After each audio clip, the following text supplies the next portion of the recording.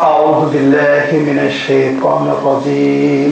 بسم الله الرحمن الرحيم قل إنما أعظكم بواحدة أن تقوموا لله مثنى وفرادى ثم تتفكروا ما بصاحبكم من جنة إن هو إلا نذير لكم بين يدي عذاب شديد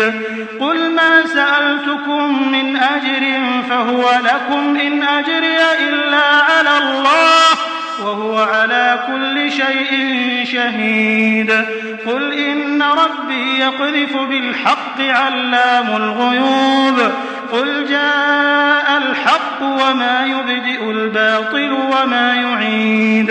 قل إن ضللت فإنما أضل على نفسي وإن اهتديت فبما يوحي إلي ربي إنه سميع قريب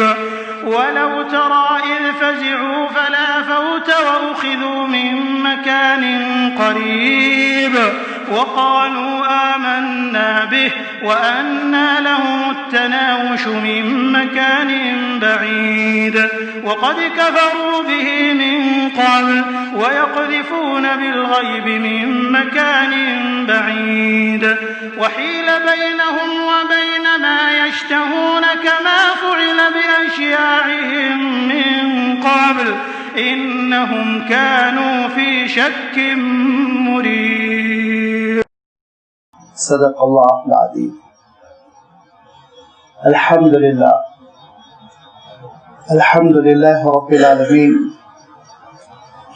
والصلاة والسلام على سيد المرسلين وعلى آله وأصحابه أجمعين أما بعد. سورہ سبا کا یہ آخری رکوع ہے، چھٹا رکوع، اور آخری رکوع کی جملہ 9 آیتیں ہیں جن کے بھی آپ کے سامنے تلاوت کی گئی. ان آیتوں کا سلسلہ شروع ہو رہا ہے آیت نمبر 46 سے اور اختتام پذیر ہو رہا ہے آیت نمبر 54 پر. اور اللہ تعالی ان آیتوں میں اس سورت کی حقیقت، اس کا خلاصہ اور اس پوری سورت کی ایک مختصر سی ترجمانی بیان فرما رہا ہے کہ سورہ سبا میں اللہ تعالی نے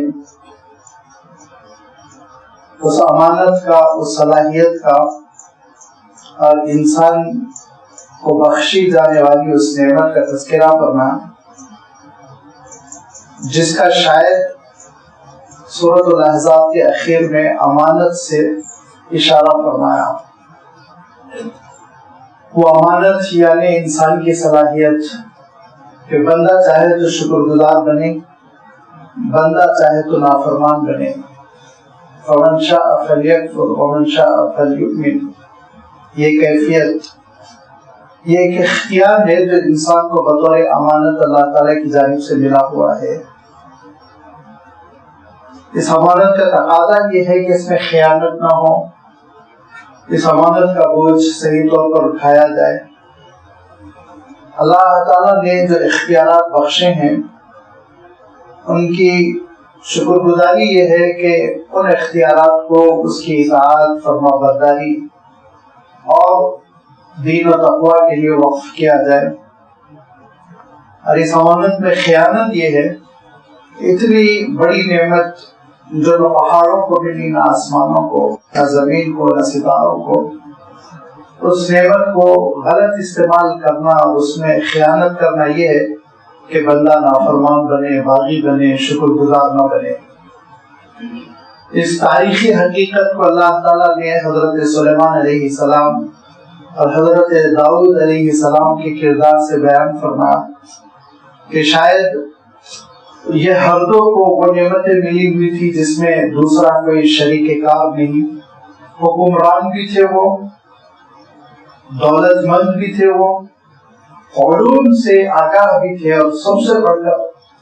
اللہ تعالیٰ کی جانب سے جو فضیلت ملی ہوئی تھی نبوت اور رسالت کی، تو آپ اندازہ کر سکتے ہیں کہ اس کی عظمت کا کیا عالم ہے۔ یہ ساری نعمتیں حضرت داؤد علیہ السلام کی شخصیت میں بھی جمع تھیں، اور حضرت داؤد علیہ السلام کے فرزند حضرت سلیمان علیہ السلام میں بھی جمع تھیں، لیکن ان نعمتوں نے حضرت سلیمان علیہ السلام کو، حضرت داؤد علیہ السلام کو باغی نہیں بنایا، بلکہ بہت شکر گزار بنایا۔ بہت شکر گزار تھے، فرما بردار تھے، اپنی صلاحیتوں کو اللہ تعالیٰ کے دین کے لیے وقف کیے ہوئے تھے،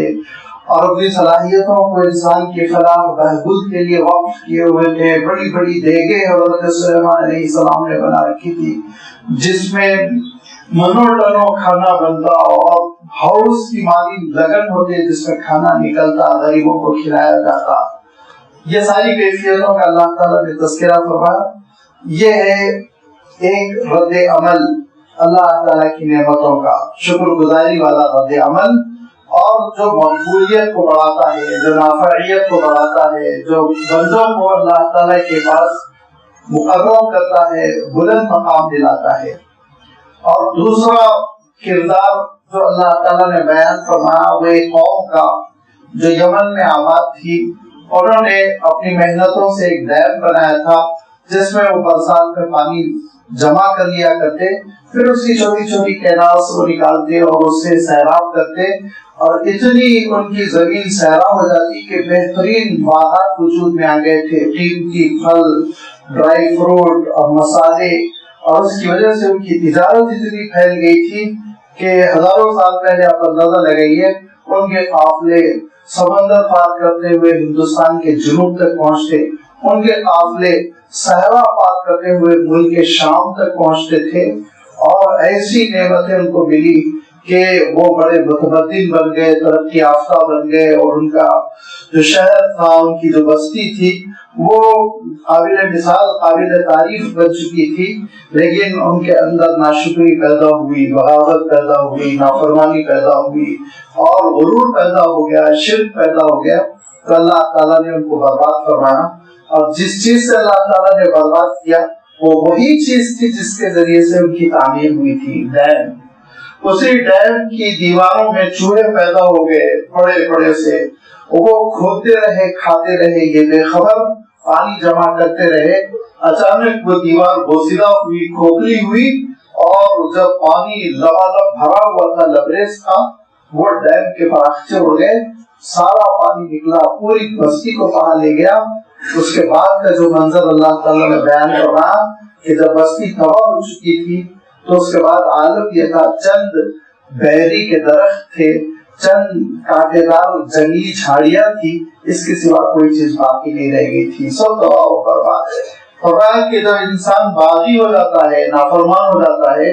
تو اللہ تعالیٰ مہلت دیتا ہے،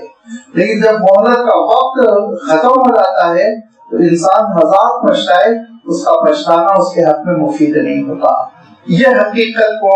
اللہ تعالیٰ نے ان آیتوں میں بیان فرمایا، اور اس سے پہلے اللہ تعالیٰ نے توحید کے تقاضے، رسالت کے تقاضے اور آخرت کا تذکرہ، یہ ساری چیزوں کا ذکر فرماتے ہوئے اختتامی کلام یوں ہو رہا ہے کہ اے نبی آپ کہیے، قل انما اعظکم بواحدہ، میں ایک بات کی تم کو نصیحت کرتا ہوں، ایک بات کا میں تم کو مشورہ دیتا ہوں کہ یہ جو گروپیزم ہے نا تمہارا، جتھے کا جتھا جو کھڑا ہو جاتا ہے میری مخالفت کے لیے، یہ ذرا اس کو توڑو، اس کو ختم کرو۔ ہوتا کیا ہے، یاد رکھیے کہ جب بھیڑ جمع ہو جاتی ہے نا تو ایک رخ پر جب دو چار لوگ چلنے لگتے ہیں تو ساری کی ساری بھیڑ ان کے پیچھے چلنے لگتی ہے۔ اب یہ تماشا ہمارا آپ نے زندگی میں دیکھا ہوگا کہ جہاں کوئی ایک رخ پر چل پڑا، لوگ پیچھے اس کے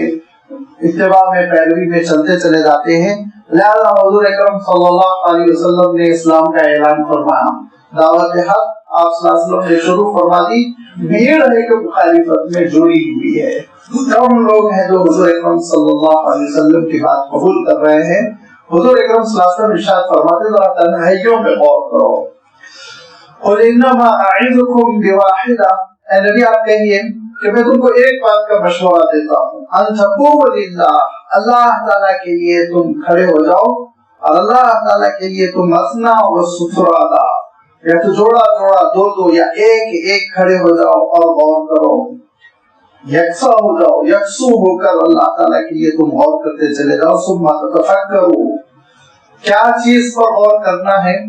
ارشاد فرمایا جو غور کرنا ہے وہ یہ کہ حضور اکرم صلی اللہ علیہ وسلم کی دعوت، حضور اکرم صلی اللہ علیہ وسلم کی شخصیت۔ جب حضور اکرم صلی اللہ علیہ وسلم نے وہ حقیقت پیش فرمائی جس حقیقت کا انسان انکار نہیں کر سکتا، اور آج بھی جن بنیادوں پر اسلام قائم ہے، اسلام کی عمارت قائم ہے، ان بنیادوں کا انکار انسان نہیں کر سکتا، لہذا انسان کیا کرتا ہے؟ چاہو دستی سے شخصی حملے کرتا ہے، رقیق حملے کرتا ہے۔ حضور اکرم صلی اللہ علیہ وسلم کے سلسلے میں انہوں نے مختلف موقف اپنائے۔ جب قرآن مجید کی تاثیر کا کوئی نمونہ سامنے آتا تو کہتے کہ آپ صلی اللہ علیہ وسلم نعوذ باللہ جادوگر ہے۔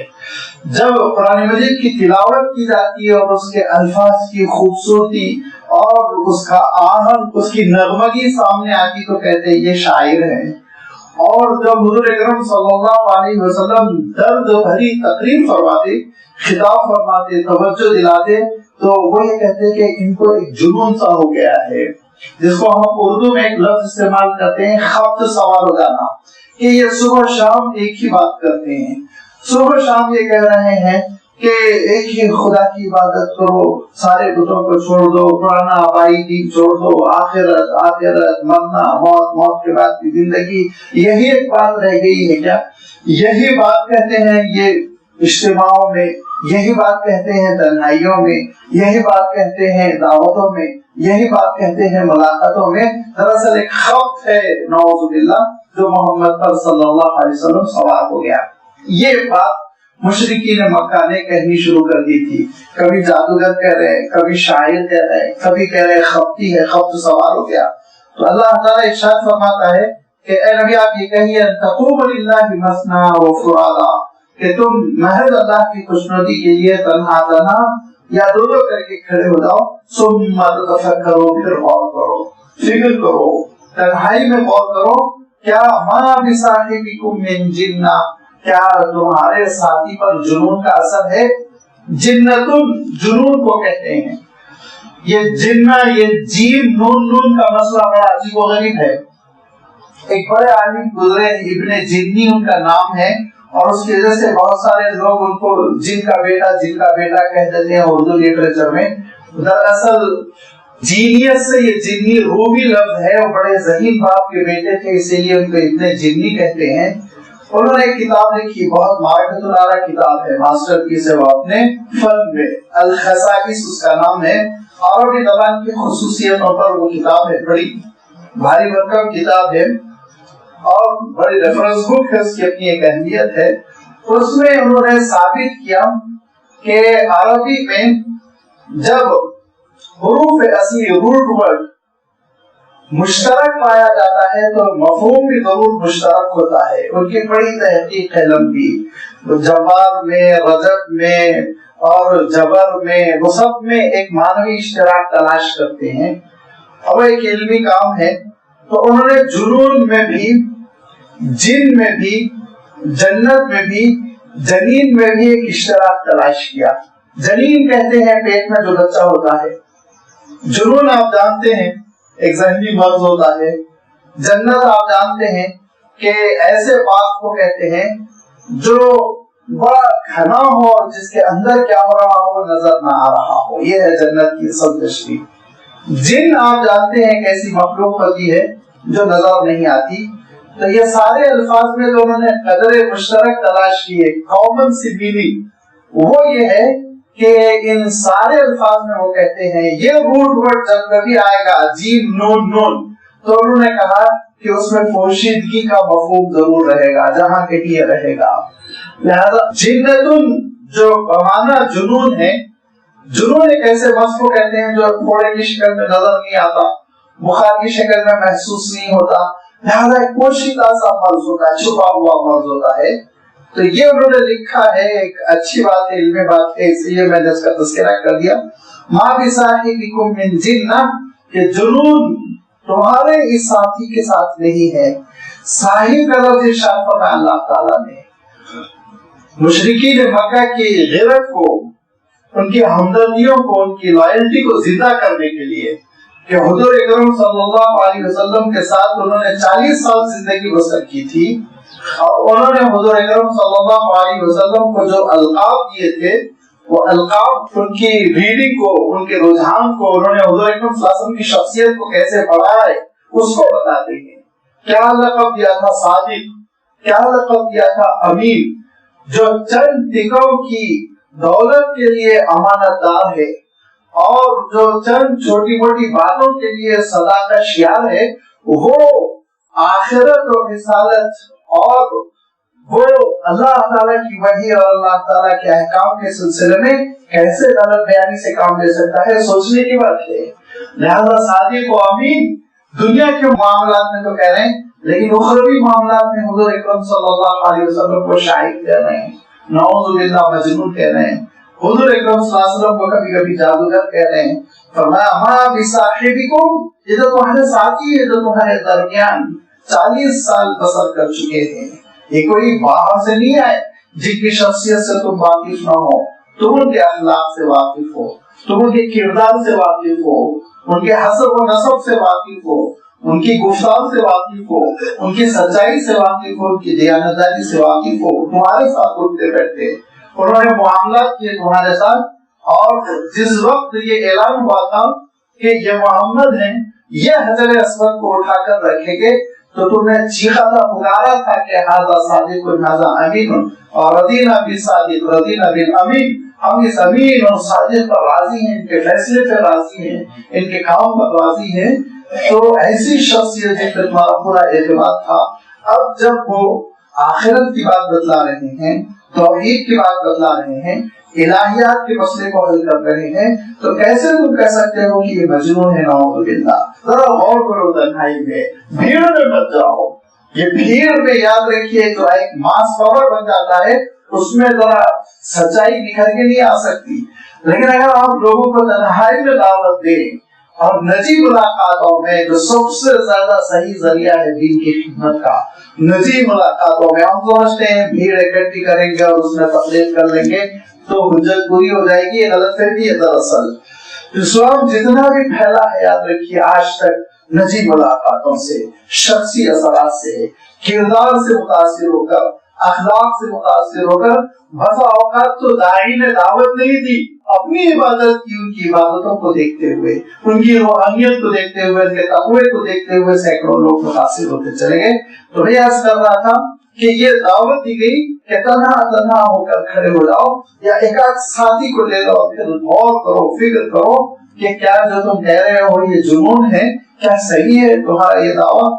جب تم غور کرو گے تو یاد رکھو اس نتیجے میں پہنچ جاؤ گے، ضمیر تمہارا گواہی دے گا، دل تمہارا گواہی دے گا کہ یہ جنون نہیں ہے، یہ حق ہے، سچائی ہے۔ ان وَإِلَّا نَذِيرٌ لَكُمْ بَيْنَ يَدَيْ عَذَابٍ شَدِيدٍ، یہ تو صرف ایک آگاہ کرنے والے رسول ہیں، نبی ہیں، جو تم کو آنے والے عذاب سے پہلے مطلع کر رہے ہیں، واقف کرا رہے ہیں، اور تم کو آگاہ کر رہے ہیں کہ تم ایک دردناک عذاب کے، ایک شدید عذاب کے شکار ہو جاؤ گے اگر نافرمانی کے راستے پہ چلو گے، ناشکری کے راستے پر چلو گے۔ یہ تو دعوت ہو گئی، ٹارگٹ، مقصد کہ دیکھو آخرت کی کامیابی وہ اللہ تعالیٰ کی اطاعت اور فرمانبرداری میں ہے، اور آخرت میں شدید عذاب اللہ تعالیٰ کی نافرمانی میں ہے۔ یہ تو ایک منزل کا تذکرہ ہے، منہج کا بھی تذکرہ کر دیا حضور اکرم صلی اللہ علیہ وسلم نے، طریقہ کار بھی واضح کر دیا۔ قُلْ مَا سَأَلْتُكُم مِّنْ أَجْرٍ، میں نے تم سے کسی قسم کا کوئی معاوضے کا مطالبہ نہیں کیا۔ حضور اکرم صلی اللہ علیہ وسلم نے کسی قسم کا کوئی معاوضہ اور کسی قسم کا اپنی دعوت پر کوئی بدل، کوئی اجرت، کوئی ریٹ مقرر کیا ہو، ایسا ہرگز نہیں۔ اتنی احتیاط فرمائی حضور اکرم صلی اللہ علیہ وسلم نے، اتنی احتیاط فرمائی کہ جب مدینہ منورہ میں فتوحات کا دور شروع ہو گیا اور اللہ تعالیٰ نے خود حضور اکرم صلی اللہ علیہ وسلم کو 20% کا مالک بنایا، یہ کہا خمس،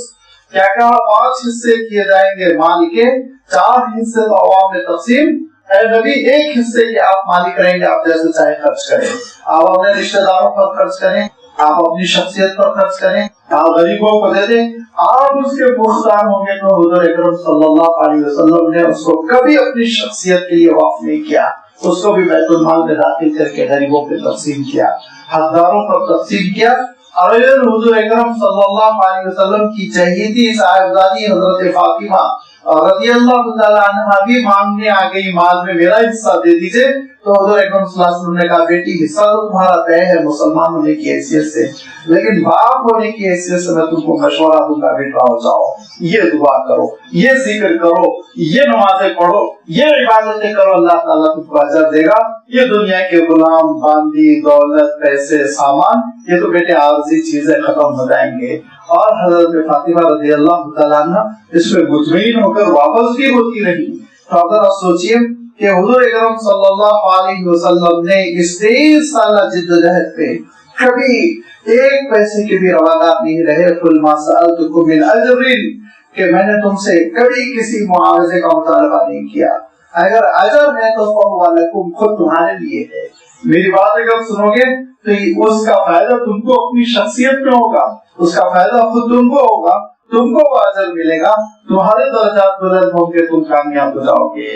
اللہ تعالیٰ صاحب قرآن پاک میں ارشاد فرماتا ہے دوسرے مقام پر کہ دو چیزیں حضور اکرم صلی اللہ علیہ وسلم نے بیان فرمائی کہ میں اپنے لیے تو کوئی معاوضہ نہیں مانگتا ہوں، مگر یہ کہ میرا معاوضہ، میری تقریر کا اگر بدل، میری محنتوں کا اگر کوئی بدل ہے تو وہ یہ کہ تم توحید قبول کر لو، تم اللہ تعالیٰ کی فرما برداری قبول کر لو، یہی میرا معاوضہ سمجھ لو۔ یا پھر یہ ارشاد فرمایا کہیں کہیں اللہ تعالیٰ نے قرآن پاک میں ایک جگہ یہ بات ارشاد فرمائی الا المودۃ فی القربى، قرابت داریوں کا حق رکھو، مارو پیٹو نہیں۔ اگر میرا کوئی معاوضہ ہے تو یہ ہے کہ خونی رشتہ داروں کا پاس و لحاظ رکھو، بس یہ ہے۔ یہ حضور اکرم صلی اللہ علیہ وسلم کا طریقہ کار اور یہ سارے نبیوں اور رسولوں کا طریقہ کار تھا۔ اس منہج پر حضور اکرم صلی اللہ علیہ وسلم نے امت کی تربیت کی، اور اس تربیت کا نتیجہ یہ ہوا کہ ابھی جو ایک بابا صاحب کا مسئلہ چلا، قرآن مجید سامنے کھلا ہوا ہے، میں زیادہ چیزیں سب نہیں بیان کرنا چاہتا ہوں۔ تو جب ان کی دولت ہاتھ آئی، جب ان کی انگن قسم کی دولت ہاتھ آئی، تو ایک غیر مسلم بڑے عہدیدار کو یہ کہنا پڑا کہ یہ کیا بات ہے کہ مسلمان جو مذہبی رہنما ہیں ان کے پاس ہم جاتے ہیں تو ٹوٹی کوڑی نہیں پاتے، اور ہمارے مذہب کے جو بڑے بڑے رہنما جن کے پاس چلے جاؤ سینکڑوں کروڑ کی دولت پڑی ہوئی، کیا بات ہے، سمجھ میں نہیں آ رہی مجھے۔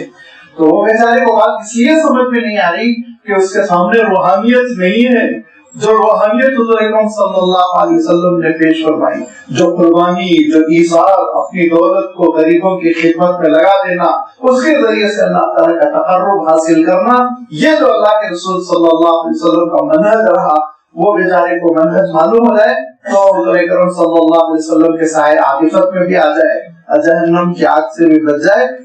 قل ما سألتکم من اجر، میں نے کوئی معاوضہ نہیں کیا، کبھی کوئی معاوضہ نہیں کیا۔ اگر آپ سوچئے، ایک یہ اسلام کا منہج ہے، ایک نبوی یہ انداز ہے کہ خطابت کے بعد، تقریر کے بعد، سمجھانے کے بعد 1 روپیے کا کوئی روادار نہ ہو، اور ایک دوسرا طریقہ کار ہے جس میں گرو دان دینا ضروری ہے، اور کچھ نہیں تو کچھ نہیں، انگوٹھا کاٹ کے دے دو۔ یہ کسی کا لٹریچر بتاتا ہے کہ اچھی بات سکھا دی تو معاوضہ دو، اچھی بات سکھا دی تو جو استاد مانگے وہ دے دو۔ یہ ایک دوسرا پیرالل قسم کا نظام ہے۔ ذرا آپ سوچئے، جس کی وجہ سے سکھلانے سے،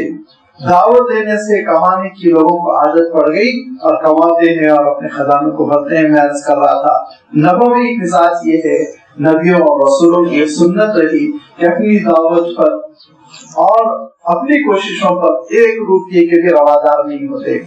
اگر آپ اس ماڈل کو سامنے رکھیں، اس منہج کو سامنے رکھیں، اس کے بعد ذرا دیکھیے آپ جو پیمنٹ کے لیے اصرار کرتے ہیں وہ کدھر جا رہے ہیں، یا رسولوں کے راستے پر ہیں، یا پھر یہ کہ رسولوں کے دشمن کے راستے پر ہیں کہ وہ اپنی تقریروں پر پیمنٹ کیسا طے کر سکتے ہیں، اپنی تقریروں کا ریٹ کیسے مقرر کر سکتے ہیں۔ نعوذ باللہ، نبیوں اور رسولوں کا تو طریقہ کار یہ تھا کہ وہ 1 روپے کے روادار نہیں ہوتے تھے، اور عالم یہ ہے بعض لوگوں کا بھاری بھاری ریٹس مقرر کرتے ہیں، تو اس کے معنی یہ کہ وہ اپنی دعوت کو بیچ رہے ہیں، اپنے مذہب کو بیچ رہے ہیں، اپنے مسلک کو بیچ رہے ہیں، اور یہ نبیوں اور رسولوں کا طریقہ نہیں۔ ارشاد فرمایا قل ما سألتکم من اجر فهو لکم، میں نے اگر تم سے کوئی مطالبہ کیا تو صرف یہ کہ خود اپنے لیے تم اجر کماؤ، عبادتوں کے ذریعے سے تم اپنے درجات کو بلند کرو۔ میرے معاوضے کا معاملہ یہ ہے ان اجری الا علی اللہ،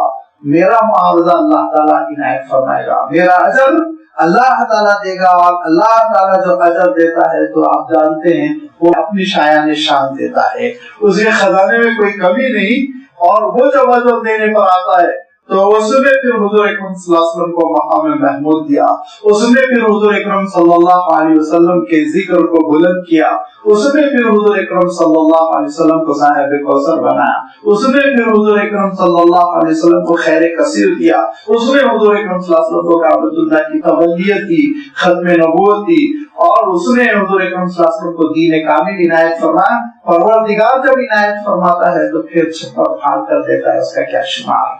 اور جب دنیا کے سامنے لوگ ہاتھ پھیلاتے ہیں تو چند روپیوں پر ان پہ اکتفا کر کر بھیک کی زندگی بسر کرنی پڑتی ہے۔ وَهُوَ عَلَى كُلِّ شَيْءٍ شَهِيدٌ، اور اللہ تعالیٰ کو اٹینڈنس بھی نہیں پیش کرنی پڑتی ہے، رپورٹ بھی نہیں دینی پڑتی ہے کہ اللہ میں نے اتنی تقریریں کر لی، اتنا کام کیا، اتنی محنت کی ہے، میری رپورٹ ہے کہا۔ وَهُوَ عَلَى كُلِّ شَيْءٍ شَهِيدٌ، ہر چیز پر وہ حاضر و ناظر ہے، وہ خود دیکھ رہا ہے، وہ خود دے گا، بغیر مانگے دے گا۔ حضور اکرم صلی اللہ علیہ وسلم ارشاد فرماتے ہیں کہ مختلف نیکیوں کی جو سعادتیں ہیں، مختلف نیکیوں پہ جو اجر ہے، ان میں ایک چیز کا میں بطور مثال یہاں ذکر کر رہا ہوں کہ حضور اکرم صلی اللہ علیہ وسلم ارشاد فرماتے ہیں جو بندے مومن قرآن مجید میں منہمک ہو جاتا ہے اللہ کے کلام میں، اس کو پڑھتا ہے، پڑھاتا ہے، سکھاتا ہے، سیکھتا ہے، عمل کرتا ہے، تو فرمایا اتنا مشغول ہے، اتنا مشغول ہے کہ اس کو اب دعا مانگنے کی بھی فرصت نہیں، تو اللہ تعالیٰ اس کو اپنے غیب کے خزانے سے وہ عنایت فرماتا ہے جو خوب رو رو کے دعا مانگنے والے کو وہ دیتا ہے، وہ بغیر مانگے دیتا چلا جاتا ہے۔ کیوں؟ وہ علی کل شیء شہید، وہ خود دیکھ رہا ہے یہ بندہ میرے کلام میں مشغول ہے، یہ بندہ میرے دین میں مشغول ہے، جس کی وجہ سے اس کو دعا کرنے کی بھی فرصت نہیں مل رہی ہے۔ لہذا اس کا اپنا علم اور اس کی اپنی شہادت، شہود کی کیفیت، حضوری کی کیفیت یہ تقاضا کرتی ہے کہ وہ بندے کو مالا مال کر دے۔ لہذا حضور اکرم صلی اللہ علیہ وسلم کا منہج بھی کلیئر ہو گیا، طریقہ کار یہ ہے۔ اس کے ساتھ پھر اللہ تعالیٰ نے ایک اور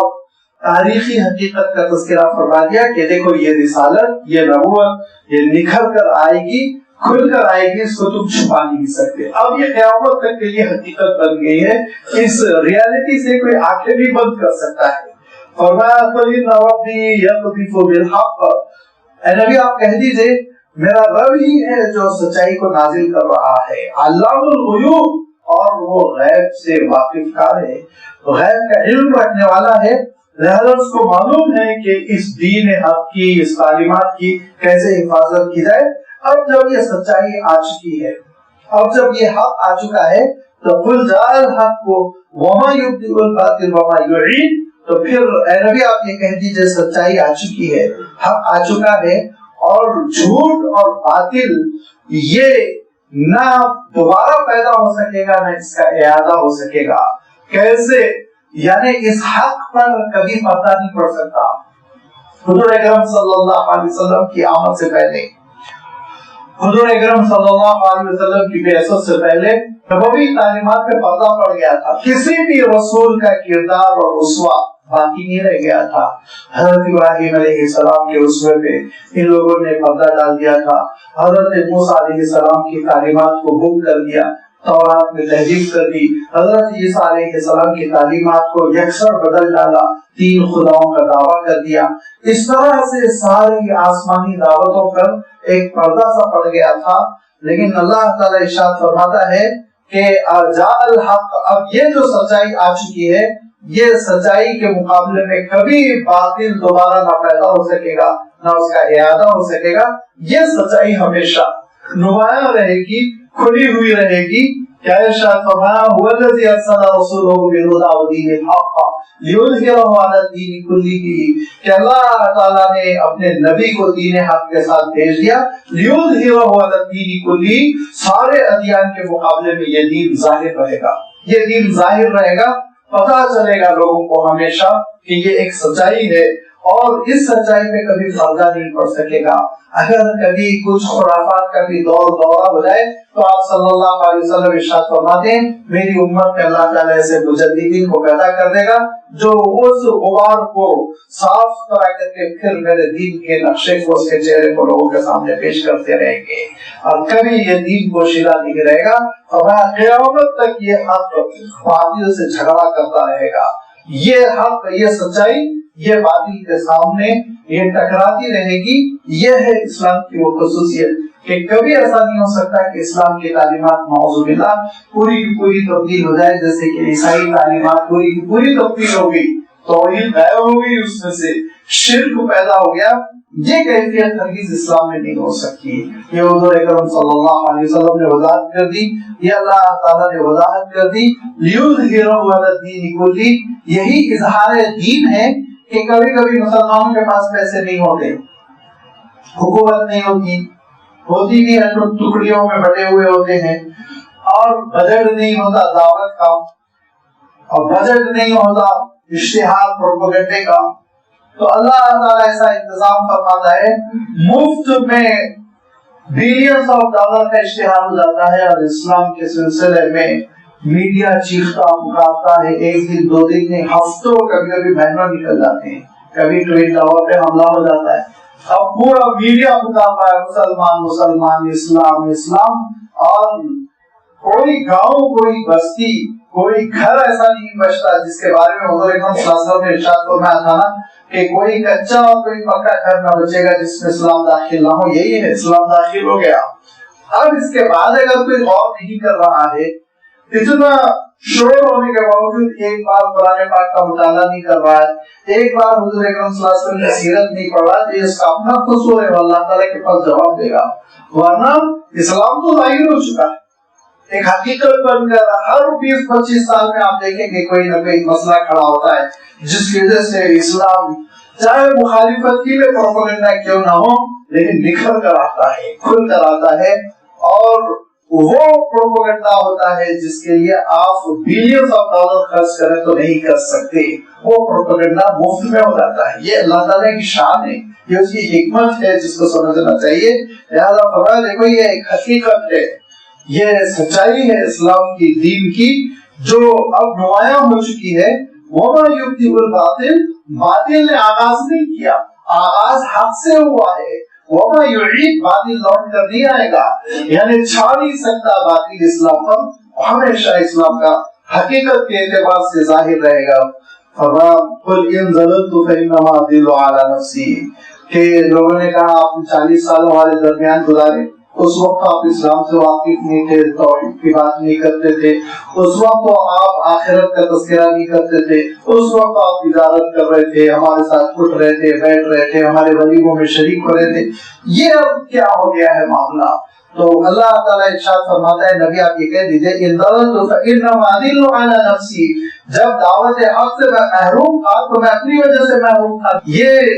دین جو ہے یہ اس لیے ہم کو نظر نہیں آ رہا تھا، دین ابراہیم، دین حنیف، کہ ہم تحقیق نہیں کر رہے تھے۔ وَإِنِّي اهْتَدَيْتُ، اور جب اب میں ہدایت پا چکا ہوں، فَبِمَا يُوحِي إِلَيَّ رَبِّي، تو میرے رب نے جو مجھ پر وحی بھیجی ہے اس بنیاد پر،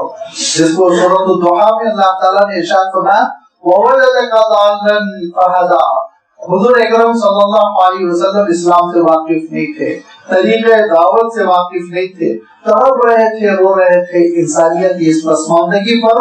لیکن اس انسانیت کی اصلاح اور انسانیت کی نجات کے لیے حضور اکرم صلی اللہ علیہ وسلم کو کوئی نسخہ نہیں سمجھ میں آ رہا تھا، یہاں تک کہ وحی آئی، اللہ تعالیٰ نے وحی کے ذریعے سے رہنمائی کی کہ اے نبی اس ڈوبتی ہوئی انسانیت کی نیا کو اگر آپ بچا سکتے ہیں تو توحید کے ذریعے سے، پہلے آپ ان کو اپنے مولا سے جوڑیے، پھر ان کی شراب چھڑائیے، پہلے آپ ان کو اپنے رب سے جوڑیے، پھر ان کا جوا چھڑائیے، پہلے آپ ان کو اپنے پروردگار سے جوڑ دیجیے، پھر یہ بیٹیوں کو زندہ دلگور کرنا چھوڑ دیں گے۔ پہلے آپ سب سے پہلے آپ کی معرفت خداوندی کے سینوں میں پیدا کیجیے، توحید کا نور آئے گا تو اطاعت آئے گی، فرمانبرداری آئے گی۔ لہذا یہ وہ وحی ہے جس کے ذریعے سے کام کا آغاز ہوا۔ وَإِنِّي اهْتَدَيْتُ، اگر مجھے راہ ملی ہے تو کیسے ملی؟ فَبِمَا يُوحِي إِلَيَّ رَبِّي، اس وحی کے ذریعے سے ملی جو میرا رب مجھ پر بھیجتا ہے، انہ سمیع قریب، وہ بہت قریب ہے، سننے والا ہے۔ اور یہ دو باتیں ہیں، دیکھیے یاد رکھیے، ایک اوپر سے وہی آسمان سے آتی ہے، وہ رسولوں کے ساتھ خاص تھی، ایک نیچے سے دعا اللہ تعالیٰ تک جاتی ہے، وہ سارے بندوں کے لیے ہے۔ بندوں کو مایوس نہ کرنے کے لیے ارشاد فرماتے ہیں کہ انہ سمیع قریب، ایک مقام نبوت و رسالت ہے جو آپ صلی اللہ علیہ وسلم کو ملا ہوا، اس میں کوئی شریک نہیں ہو سکتا، لیکن ایک مقام دعا ہے، ایک مقام بندگی ہے، اس میں تو ہر بندہ شامل ہو سکتا ہے۔ تو پکارو اس کو، گر گراؤ، ہدایت دے گا، تمہارے دل کو کھول دے گا سچائی کے لیے، انشراح دے گا اللہ تعالیٰ، اطمینان دے گا، اطمینان نصیب کرے گا اسلام پر۔ ذرا رو رو کے گڑ گڑا کر اپنی ہدایت کو مانگو، انہ سمیع، وہ سننے والا ہے، قریب، بہت قریب ہے۔ حضور اکرم صلی اللہ علیہ وسلم سے جب بدری حضرات بڑے سیدھے سادے دیہات سے آتے اور ان کو اس بات کا بھی اندیشہ رہتا ہے کہ زیادہ آپ صلی اللہ علیہ وسلم کی صحبتیں نہیں ملیں گی، لہذا کچھ زیادہ ہی سوالات کر جاتے، ورنہ صحابہ تو بہت خاموش رہتے، بہت کم پوچھنے کی ہمت کرتے۔ تو ایک دیہات کے صاحب آئے اور انہوں نے حضور اکرم صلی اللہ علیہ وسلم سے پوچھا کہ اقریب ربنا فننادیہ ام بعید فننادیہ، اے نبی بتائیے اللہ میاں بہت دور ہے کہ میں پکار کے چیخ چیخ کے اس کو اپنی طرف متوجہ کروں، یا قریب ہے کہ سرگوشیوں سے اس کو پکاروں؟ تو اللہ تعالیٰ ارشاد فرماتا ہے اذا سالک عبادی عنی فانی قریب، میں بہت قریب، اس سے کہہ دیجئے میں بہت قریب ہوں، سرگوشیوں میں بھی وہ پکارے، خاموشیوں کے ساتھ وہ مجھے پکارے، میں اس کی بات سنوں گا اور اس کا مسئلہ حل کروں گا۔ ارشاد فرمایا اجیب دعوت الداعی اذا دعان، جو میرا بندہ طرف سے اس کو پکارتا ہے تو میں ضرور اس کی بات سنتا ہوں۔ لہذا یہاں بھی یہی اشارہ فرمایا کہ انہ سمیع قریب، وہ بہت سننے والا، بڑا ہی قریب ہے۔ وَلَوْ تَرَىٰ إِذْ فَزِعُوا فَلَا فَوْتَ وَأُخِذُوا مِن مَّكَانٍ قَرِيبٍ، جس نے ان چیزوں کی قدردانی کر لی اور شکر گزاری اپنے اندر پیدا کر لی اور راہ راست پر آ گیا، ہدایت قبول کر لی، تب تو وہ کامیاب ہے۔ اور جو مخالفت کر رہا ہے، بات نہیں سن رہا، بھیڑ کے ساتھ جا رہا ہے، مجمع کے ساتھ جا رہا ہے، تو فرمایا وہ جب پچھتائے گا تو پچھتاوا اس کے حق میں کارگر نہیں ہوگا۔ وَلَوْ تَرَىٰ إِذْ فَزِعُوا، کہ اے کاش تم دیکھتے اس کو جو حق کا انکار کر رہا ہے، اِذْ فَزِعُوا، کہ وہ بڑا گھبرایا ہوگا، پریشان ہوگا عذاب کو دیکھ کر،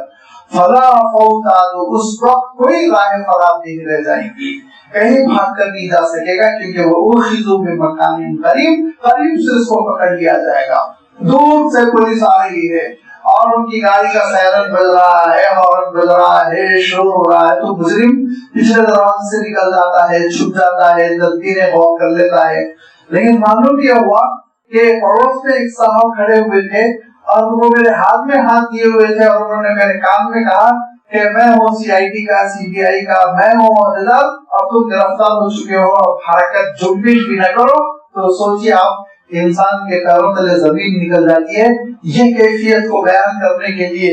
کہ وَأُخِذُوا مِن مَّكَانٍ قَرِيبٍ، کہ بہت قریب سے پکڑ لیا جائے گا مجرم، دور سے اعلان کرتے ہوئے فرشتے ڈھول بجاتے ہوئے آئیں گے، اس کی کوئی نعوذ باللہ ضرورت نہیں، بس وہیں کہیں اچک لیا جائے گا۔ اور اس کو اللہ تعالیٰ نے جیسے قوم سبا کے سلسلے میں بیان فرمایا، بہت دور سے فرشتوں کا جلوس آ رہا ہے، ہم باندھ توڑ دیں گے، ہم باندھ توڑ دیں گے، نہیں، اس کی کوئی ضرورت نہیں۔ سورہ یاسین میں ارشاد فرمایا ہم کو اس بات کی ضرورت نہیں پڑتی ہے کہ آسمان سے ہم لشکر بھیجیں، ایسا زبردست قسم کا لشکر جو آئے تم سے مقابلہ کر کے تم کو شکست دے، نہیں۔ اللہ تعالیٰ کا عالم یہ اندر اندر سے فیصلہ کر دیتا ہے، کبھی پانی مصیبت بن جاتا ہے، کبھی ہوا جان لیوا بن جاتی ہے، اور کبھی چھوٹی چھوٹی مخلوق وہ ابابیل کے طور پر ظاہر ہوتی ہے، کبھی چوہے تباہی کا سبب بن جاتے ہیں۔ لہذا اندر غیب کے اندر ہی اللہ تعالیٰ نے چوہوں کو پیدا فرما دیا، سینکڑوں شاید لاکھوں کی تعداد میں، اور انہوں نے چند دنوں میں اس کو کھا کر ٹھیک ٹھاک کر دیا، بلیں بنا کر اس کو پوسیدہ کر دیا، اور پھر عذاب آیا اللہ تعالیٰ کا جہاں سے وہ سوچ بھی نہیں سکتے تھے۔ ارشاد فرمایا وَأُخِذُوا مِن مَّكَانٍ قَرِيبٍ، بہت قریب سے وہ پکڑ لیے جاتے ہیں۔ وَقَالُوا آمَنَّا بِهِ، تب وہ کہہ پڑتے ہیں ہم ایمان لا رہے ہیں۔ فرعون جب سمندر میں ڈوب رہا تھا کیا کہا؟ میں ایمان قبول کرتا ہوں۔ وَقَالُوا آمَنَّا بِهِ، اور انہوں نے کہا، وہ کہہ پڑیں گے کہ ہم ایمان قبول کر رہے ہیں۔ بِهِ بالرسول، بِهِ بالقرآن، کوئی بھی آپ ترجمہ کر سکتے، قرآن پر، وہ اسلام پر، رسول پر، دعوت پر، اس پر وہ ایمان قبول کر رہے ہوں گے اور اعتراف کر رہے ہوں گے کہ ہم ماننا چاہتے ہیں۔ اس وقت وہ سرنڈر ہو چکے ہوں گے، لیکن وَأَنَّا لَهُ التَّنَاوُشُ مِن مَّكَانٍ بَعِيدٍ، اتنا اللہ تعالیٰ نے خوبصورت جملہ ارشاد فرمایا کہ جواب ہی نہیں، وہ اخذوا من مکان قریب کو ذہن میں رکھیے، اور وَأَنَّا لَهُمُ التَّنَاوُشُ مِن مَّكَانٍ بَعِيدٍ کو کہ ایک جگہ قریب دوسری جگہ بعید کا لفظ ارشاد فرمایا، لیکن اب کہاں بہت دور سے ان کو پکڑنے کی سوجی اب یہ نہیں پکڑ سکیں گے۔ تناوش جو ہے تناول کے ہی معنوں میں آتا ہے، پکڑنا، تھام لینا، اخذ کر لینا۔ تناول اور تناوش میں فرق یہ ہے، تناول ظاہری چیزوں کے لیے استعمال کیا جاتا ہے، اسی سے ہماری اردو میں بھی آیا نا تناول طعام فرمائیے، ہم تو یہ جملے سے بہت ہی فیملیئر ہے، اور ہر دوسرے تیسرے دن تناول طعام کے لیے کہیں نہ کہیں پہنچتے رہتے ہیں۔ تو یہ تناول ظاہری چیزوں کے لیے ہوتا ہے، ایگزسٹ قسم کی باڈی جو ہوتی ہے اس کو دینے کے لیے تناول کا لفظ۔ عربی میں بہت کلاسیفیکیشن ہے، یاد رکھیے الفاظ کا استعمال بڑا ہی ہر مفہوم کے لیے علیحدہ علیحدہ اور بہت ہی تفصیل کے ساتھ ہوتا ہے۔ تو تناوش کے معنی ہوتے ہیں معنوی چیزوں کو قبول کرنا، فکر کو قبول کرنا، عقیدے کو قبول کرنا، ایمان کو قبول کرنا، ایسے موقعوں کے لیے تناوش کا لفظ استعمال کیا جاتا ہے۔ فرمایا وَأَنَّا لَهُمُ التَّنَاوُشُ، اب ان کو ایمان قبول کرنا، ایمان لے لینا، عقیدہ حاصل کر لینا کہاں ممکن ہو سکے گا؟ میں مقامی بعید، بہت دور جا پڑے ہوں گے۔ ہم لوگ اردو میں کیا کہتے ہیں؟ اندھے کو اندھیرے میں بہت دور کی سوچی۔ تو یہ کیفیت کہ جب اللہ کا عذاب آ جائے گا، گرفت آ جائے گی، اور جب عذاب میں مبتلا ہوں گے اور موت کا فیصلہ ہو جائے گا، آخرت کا فیصلہ ہو جائے گا، قیامت برپا ہو جائے گی، تو ایسی صورت میں ایمان قبول کریں گے تو اب ایمان ان کے قابو میں نہیں رہ چکا ہوگا، ایمان ان کے قابو میں اب ایمان کو یہ حاصل نہیں کر سکیں گے کیونکہ وقت نکل چکا ہوگا۔ بالکل ایسے ہی جیسے کہ نتیجہ اخباروں میں برآمد ہو گیا، اب آپ نے فرزند سے کہا صاحبزادے سے ذرا اپنا رول نمبر دکھاؤ، تو وہ کہے میں محنت کروں گا پاس ہو جاؤں گا۔ آپ کیا پاس ہو گے؟ خاک، یہ نتیجہ آ چکا ہے، رزق تمہارے ہاتھ میں ہے۔ یہی کیفیت کے ساتھ اللہ تعالیٰ ارشاد فرماتا ہے کہ قیامت میں جب نتیجہ برآمد ہو چکا ہوگا یا موت کا فیصلہ آ چکا ہوگا تو پھر پچھتائے گا انسان، لیکن اس پچھتانے سے اس کو ذرا برابر فائدہ نہیں ہوگا۔ دوسرے مقام پر اللہ تعالیٰ نے اس کی پوری تشریح کر دی اور یوں منظر بیان فرمایا کہ جب چل چلاؤ کا وقت آ جائے گا، روح قبض کرنے کے لیے ملک الموت آگے بڑھ رہے ہوں گے اور ان کے پیچھے فرشتوں کا ایک جلوس ہوگا۔ وہ نزا کی کیفیت ہوگی کہ انسان خود دیکھ رہا ہوگا کہ فرشتے چلے آ رہے ہیں، اور وہ سمجھ آئے گا کہ اب مجھے چارج دینا ہے، تو بہت ہی لجاجت کے ساتھ اور بہت ہی مسکنت کے ساتھ وہ گھگیا کے وہ فرشتوں سے گزارش کرے گا، یہ کہے گا رب ارجعونی لعلی اعمل صالحا، تھوڑی مہلت دو، تھوڑی 1 سال دے دو، 6 مہینے دے دو، لعلی اعمل صالحا فیما ترکت، جو نیکیاں چھوڑ دینا وہ کر لو، صدقہ دے دو، توبہ کر لو، نمازیں پڑھ لو، قضاء عمری پڑھ لو، یہ کر لو وہ کر لو۔ لیکن اللہ تعالیٰ کی جانب سے یہ کہا جائے گا، ارشاد فرمایا کہ کلا انہا کلمۃ هو قائلها، ہرگز نہیں، موت اب وقت آ گیا ہے، اسی سیکنڈ تم کو ان کی جان دینی ہے، جس سیکنڈ میں اللہ تعالیٰ نے حکم دے دیا تم آپ پیچھے نہیں پلٹ سکتے، جان دو اس کی۔ وقت کر رہا ہے کلا انہا کلمۃ هو قائلها، پک رہا ہے من ورائہم برزخ الی یوم یبعثون، قیامت تک کے لیے اب اس کو برزخ کے مرحلے سے گزرنا ہے، پھر قیامت کا مرحلہ ہونا ہے. اب یہ ساری چیزیں طے ہیں، لہذا اس میں آپ کو ایک کمی ہوگی نہ بیشی ہوگی، چانس لے لیا جائے، قصہ ختم، چھٹی ہو گئی. لہذا فرمایا کہ وہ وقت آئے گا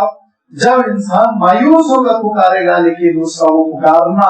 اس کی ندامت، اس کی شرمندگی اس کے حق میں کارگر ثابت نہیں ہوگی. ارشاد فرمایا وَقَدْ كَفَرُوا بِهِ مِنْ قَبْلُ، اور پہلے کفر کرتے رہے، ناشکری کرتے رہے، انکار کرتے رہے، بغاوت کرتے رہے. وَيَغْذِفُونَ بِالْغَيْبِ مِنْ مَكَانٍ بَعِيدٍ، اور اٹکل مچھو کے تیر چلاتے رہے آخرت کے سلسلے میں، منمانی باتیں کرتے رہے. رسول کا معاملہ آیا تو شاعر کہا، رسول کا معاملہ آیا تو ساحر کہا، اور رسول کا معاملہ آیا تو مجنون کہا. آخرت کا معاملہ آیا تو بعض لوگوں نے کہا کہ جب اللہ تعالیٰ نے دنیا میں دریا دلی کے ساتھ نواز دیا تو آخرت میں بھی ہم کامیاب ہو کر رہیں گے. آخرت کا معاملہ آیا تو کہا کل نیکی کر لوں گا، وہاں پہ میں حج کر لوں گا. جب آخرت کا معاملہ آیا ٹال مٹول سے کام لیا، لہذا اٹکل بچوں کے تیر چلاتے رہے. تو پھر اب یہ ایمان قبول کرنا، توبہ کرنا، یہ شرمساری کا اظہار کرنا، یہ تمہارے حق میں مفید نہیں ہوگا. مفید اسی وقت ہے جبکہ تمہارے اپنے اختیارات ہو، جبکہ تمہارے بدن میں جان ہو. حضور اکرم صلی اللہ علیہ وسلم فرماتے تھے کہ لوگوں قدر کرو، قدر کرو. کس چیز کی؟ فرمایا صحت کی بیماری سے پہلے قدر کر لو، فقر و فاقے سے پہلے تبنگیری کی قدر کر لو، موت سے پہلے زندگی کی قدر کر لو، یہ جو دنیا چل رہی ہے اس کی قیامت سے پہلے، اور قدر کر لو کہ اللہ تعالیٰ نے حالات بحال رکھے. اگر اللہ تعالیٰ کی جانب سے فتنے، آزمائشیں، مصیبتیں آ جائے تو کچھ نہیں کر سکو گے. لہذا یہ ساری چیزوں کی قدر کرو. لہذا وقت پر قدر کرنا اور اپنی صلاحیتوں کو اللہ تعالیٰ کی اطاعت و فرما برداری میں لگانا، یہ انسان کی سب سے بڑی کامیابی ہے. اور اگر یہ انسان نہیں کرتا ہے تو کیا ہوگا ذرا دیکھیے آپ. جو انسان اپنی زندگی اطاعت فرما برداری پر خرچ کرتا ہے، جو انسان اللہ تعالیٰ کی نعمتوں کو اللہ تعالیٰ کے احکام کے مطابق خرچ کرتا ہے، جو انسان حضور اکرم صلی اللہ علیہ وسلم کے اسوے کے مطابق زندگی بسر کرتا ہے، اس کا عالم تو یہ ہوتا ہے جب وہ فرشتوں کو دیکھتا ہے تو فرشتے خوشخبری دیتے ہیں اور یہ کہتے ہیں چلو اپنے حبیب سے ملنے کے لیے. تو اس کا عالم یہ ہوتا ہے یا ایتھا النفس المطمئنہ ارجعی الی ربک راضیۃ مرضیہ، اے دل مطمئن سفر کر اس پروردگار کی جانب جو تجھ سے خوش ہے، تجھ کو نوازنے کے لیے تیار ہے، تیرا استقبال ہونے والا ہے، جنت کی نعمتوں سے تجھ کو مالا مال کیا جانے والا ہے. تو پھر روح تڑپتی ہوئی، اچھلتی ہوئی، کودتی ہوئی سفر کرتی ہے اور دل مطمئن اللہ کے دربار میں حاضر ہو جاتا ہے. اور اگر انسان ناشکری کے ساتھ، بغاوت کے ساتھ، نافرمانی کے ساتھ، ہیلے بہانوں کے ساتھ اور ٹال مٹول کی کیفیت کے ساتھ زندگی بسر کرتا ہے تو کیا ہوتا ہے؟ وحیل بینہم وبین ما یشتہون، پھر ایک چیز حائل ہو جاتی ہے ان کے درمیان اور ان کی خواہشات کے درمیان. حیل بینہم، کیا حائل ہو جاتی ہے؟ وہ موت ہے جو حائل ہو جاتی ہے. حضور اکرم صلی اللہ علیہ وسلم حضرت عبداللہ ابن مسعود رضی اللہ تعالیٰ عنہ فرماتے زمین پر ڈائیگرام بناتے تھے، ایک 4 کونی ڈبہ حضور اکرم صلی اللہ علیہ وسلم نے اسکوائر بنایا اور اس کے بیچ میں حضور اکرم صلی اللہ علیہ وسلم نے ایک لکیر کھینچی. وہ لکیر ڈبے سے باہر تک چلی گئی، ڈبے سے باہر تک چلی گئی. اور اس کے بعد حضور اکرم صلی اللہ علیہ وسلم نے ڈبے کے اندر جو بیچوں بیچ لکیر ہے اس کو 3-4 لکیروں سے کاٹا اور اس کے بعد صحابہ سے کہا دیکھو یہ جو ڈبہ ہے نا، یہ جو 4 کونی ڈبہ ہے، یہ ڈبہ تمہاری زندگی کی مہلت ہے. یہ وقت ہے جو اللہ تعالیٰ نے تم کو 60 سال 70 سال 80 سال 90 سال جو آپ تصور کرنا ہے کر لیجئے. اور ہمارے لال بچکر سائنسدانوں نے جو کہا کہ اگر فری آف پولوشن، اگر پولوشن سے بالکل آزاد قسم کی فضا مل جائے اور پولوشن سے اور ملاوٹ سے بالکل فری قسم کی غذا مل جائے تو حضرت انسان کتنا جی سکتے ہیں؟ 130 سال. یعنی کہا 1000 سال، 130 سال. چلو اس کے بعد ڈبہ تو بند ہوگا نا، تابوت کا ڈبہ تو بند ہوگا اس کے بعد. لہذا حضور اکرم صلی اللہ علیہ وسلم ارشاد فرماتے ہیں کہ دیکھو یہ زندگی کا ڈبہ ہے، یہ آڑی جو لکیریں ہیں آزمائشیں، مصیبتیں، ایکسیڈنٹ ہو گیا، بہت بیماری آ گئی لیکن تم بچ گئے. کیا کہتے ہیں ہم لوگ کہ بال میں بچ گیا، بال بال نہیں بچے، اللہ تعالیٰ نے مقرر کیا تھا کہ آپ کو بچنا ہی بچنا ہے، کیونکہ آپ کی موت تو آگے لکھی ہوئی ہے، لہذا چاہے کچھ ہو جائے نہیں مر سکتا انسان۔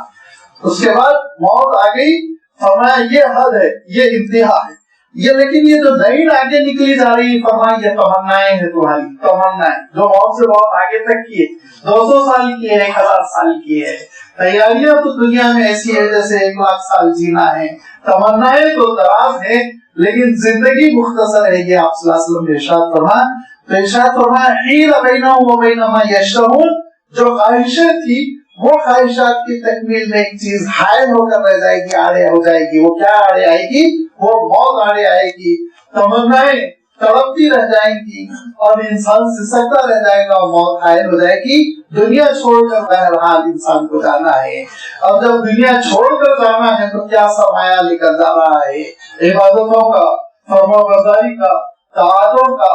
اللہ تعالیٰ کی رضا جوئی کا یا نافرمانیوں کا، کفر کا، بغاوت کا، گندگیوں کا، ناپاکیوں کا، وہ خود فیصلہ کر لے وہ کیا لے کر جا رہا ہے۔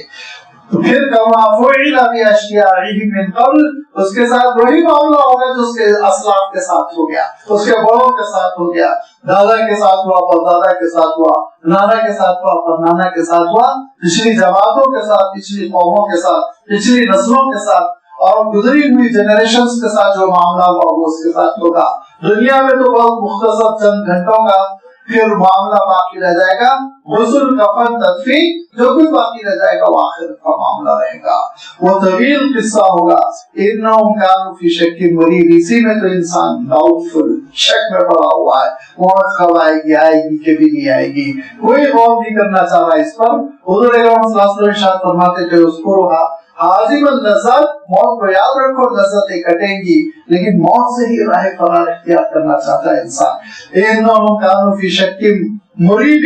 بے شک انسان اس میں تردد میں پڑا ہوا ہے، شک میں پڑا ہوا ہے اور سمجھ رہا ہے کہ میری موت تو نہیں آنے والی ہے، وہ پڑوسی کے ساتھ ہو گیا، بیمار ہو گئے تھے، وہ اس کے ساتھ ہو گیا، گاڑی احتیاط کے ساتھ نہیں چلاتا تھا، ایکسیڈنٹ ہو گیا، میں تو بڑا سمجھدار۔ لیکن ہر سمجھدار انسان ایک دن قبر میں اترتا ہے، ہر ایک کے ساتھ موت کا معاملہ ہے، کل نفس ذائقۃ الموت، لہذا اس کی تیاری کرے انسان، اور اس کی تیاری کا واحد راستہ ہے اللہ تعالیٰ کی فرمانبرداری۔ اس کی تیاری، موت کی تیاری کا ایک ہی طریقہ ہے کہ اس کے رسول کی پیروی، یہ وہ طریقہ ہے جس پر انسان چلے گا تو پھر بڑی کامیابی، اور اگر اس کو نہیں اختیار کرے گا تو بڑی ناکامی۔ جیسے کہ آگے سورہ فاطر میں اللہ تعالیٰ نے ارشاد فرمایا کہ ذرا اللہ کی نعمتوں کو یاد رکھو کہ اللہ تعالیٰ جب چاہتا ہے نعمت دیتا ہے، جب چاہتا روک لیتا ہے۔ کون ہے جو اس نظام کو اپنے ہاتھ میں لے سکے؟ جب یہ نظام اللہ کے ہاتھ میں، موت بھی اللہ کے ہاتھ میں ہے اور آخرت کی کامیابی بھی اللہ کے ہاتھ میں ہے، تو اللہ کی طرف بندے لوٹتے کیوں نہیں؟ اس حقیقت کو آگے سورہ فاطر میں زیادہ نمایاں انداز میں اللہ تعالیٰ نے بیان فرمایا۔ انشاءاللہ اس کے ذات آئندہ اتوار آپ کی خدمت میں رکھ دی جائے گی۔ وآخر دعوانا ان الحمد للہ رب العالمین۔